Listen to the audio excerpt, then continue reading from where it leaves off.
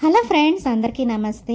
ఈ నవరాత్రుల్లో డే 2 మనం అమ్మవారికి పులిహార చేసి పెట్టబోతున్నాం అనమాట నైవేద్యంగా. సో ఈ పులిహారని టెంపుల్ స్టైల్లో ఎలా చేయాలో చెప్పబోతున్నాను. సో లేట్ చేయకుండా మనం వీడియోలోకి ఎంటర్ అయిపోదాము. సో మనకి టెంపుల్ స్టైల్లో ఎలా వస్తుందో అచ్చం అలాంటి టేస్టే వస్తుందన్నమాట నేను చెప్పే ఈ టిప్స్ వాడితే. నేనైతే 2 గ్లాసులు బియ్యం వండేసానండి. 2 గ్లాసుల బియ్యానికి 4 గ్లాసులు వాటర్ పోసేసి మంచిగా ఉడికించుకోవాలి. ఇందులోనే నేను నువ్వుల నూనె కొంచెం పసుపు వేస్తున్నాను. నువ్వుల నూనె ఎందుకంటే మనకి కొంచెం పొడి పొడిగా వస్తుందన్నమాట. ఇందులోనే ఒక రెబ్బ కరివేపాకు వేసి కలిపేసి పక్కన పెట్టుకోవాలి. ఇప్పుడైతే కొంచెం చింతపండు తీసుకోవాలి. మనకి 2 గ్లాసులు కాబట్టి కొంచెం ఒక 250 గ్రామ్స్ చింతపండు పడుతుందండి. నేను ఈ గుజ్జు తొందరగా రావడానికి స్టవ్ మీద కొంచెం వేడి చేస్తున్నాను. కొంచెం ఇలా నొరగ వచ్చింది అంటే మనకి గుజ్జు అనేది చాలా తొందరగా వచ్చేస్తుంది అనమాట.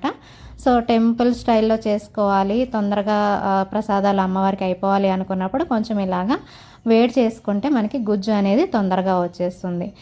ఇప్పుడు ఈ చింతపండు గుజ్జులో చింతపిక్కలు, ఈ కొంచెం ఈసు లాంటివి ఉంటాయి కదండి, అవన్నీ తీసేయడానికి నేను ఇలాగా వడకడుతున్నాను. సో మనకి చాలా నీట్గా గుజ్జు అనేది వచ్చేస్తుంది. ఇప్పుడైతే తాలింపుకి కొంచెం ఒక 3 స్పూన్స్ ఆఫ్ నువ్వుల నూనె తీసుకుంటున్నాను. ఇందులోనే కొంచెం పల్లీలు వేసుకొని దోరగా వేయించుకోవాలి. ఈ పల్లీలు అన్నీ మనము చింతపండు దాంట్లో కలుపుతారు కదండి, అలా కలపకూడదు. మామూలుగా సపరేట్గా వేయించుకొని ఒక ప్లేట్లో తీసేసుకోవాలి. కొంచెం ఎర్రగా వేగితే సరిపోతుందన్నమాట. ఈ ఎర్రగా వేగిన పల్లీని ఒక ప్లేట్లో తీసేసుకున్న తర్వాత మనం ఇప్పుడు తాలింపుకి రెడీ చేసుకుందాము.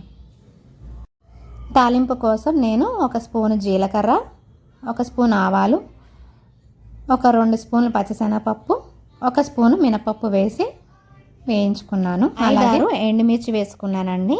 ఇవి కొంచెం దోరగా వేగితే మనకి బాగుంటుందన్నమాట ప్రసాదంలోకి. ఇందులో ఒక రెబ్బ కరివేపాకు వేసి చిటపటలాడించుకున్న తర్వాత ఈ తాలింపుని ఒక దాంట్లో తీసేసుకోవాలి. ఇప్పుడు మనం చింతపండు గుజ్జుని ఈ ఆయిల్లోనే వేసేసి ఒక 1.5 స్పూన్ ఉప్పు వేసి బాగా మరగబెట్టాలండి. చింతపండు గుజ్జు అనేది 5 నుంచి 10 నిమిషాల వరకు వేయించుకుంటే బాగుంటుంది. నూనె అనేది పైకి తేలిందంటే మనకి చింతపండు గుజ్జు రెడీ అయిపోయినట్టే. ఇందులోకి కారానికి సరిపడా 5-6 పచ్చిమిర్చి చీల్చుకొని ఇందులో వేసి కొంచెం మరగనివ్వాలి. ఇలా మరిగిన దాంట్లో మనం ఇప్పుడు ఒక 5-6 రెబ్బలు కరివేపాకు వేసి కొంచెం బాగా తిప్పాలి. ఇందులోనే కొంచెం పసుపు వేసుకుంటున్నాను. 1 స్పూన్ పసుపు అయితే సరిపోతుంది, ఎందుకంటే అన్నంలో కొంచెం పసుపు వేసాం కదండి, అది సరిపోతుంది అనమాట. సో ఇప్పుడు మనం ముందుగా చేసి పెట్టుకున్న తాలింపుని ఇందులో వేసేసి బాగా కలిపేయాలి. ఇప్పుడు ఈ తాలింపుని మనం అన్నంలోకి కలిపేసుకుందాం. ఈ తాలింపు అనేది అన్నంలోకి కలిపేసుకుంటే అయిపోయినట్టేనండి. ఎప్పుడైనా పులిహార మనం చేతితో కలిపితే చాలా రుచిగా ఉంటుందండి. ఇక్కడ మనకి ఉప్పు అనేది ఎలా అడ్జస్ట్ అవుతుందంటే ముందు అమ్మవారికి నైవేద్యం తీసేసిన తర్వాత మనం మిగతా దాంట్లో ఉప్పు అడ్జస్ట్ చేసుకుంటే సరిపోతుంది. ముందుగా మనం పల్లీలు వేయించి పెట్టుకున్నాం కదా, అవి కూడా ఇందులో వేసేసి బాగా చేత్తో కలుపుకుంటే రెడీ అయిపోయినట్టే. అంతే అండి, రెడీ అయిపోయింది పులిహార. చేత్తో కలిపితే చాలా రుచిగా ఉంటుందండి. నచ్చింది ఆ వీడియో? నచ్చితే నా ఛానల్ని సబ్స్క్రైబ్ చేసుకోండి. Thank you so much for watching.